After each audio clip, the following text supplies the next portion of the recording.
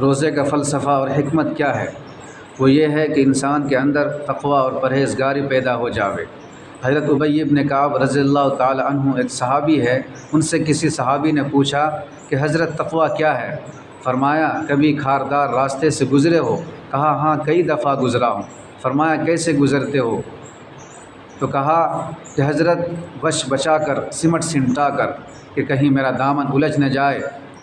فرمایا اسی کا نام تقوی ہے کہ انسان تو ایسے سنبھل کر زندگی گزار کہ کہیں تیرا دامن گناہوں سے آلودہ نہ ہو جائے، اسی کو تقوی اور پرہیزگاری کہتے ہیں۔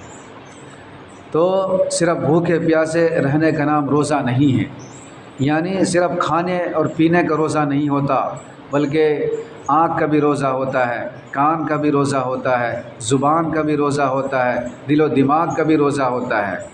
الغرض روزے دار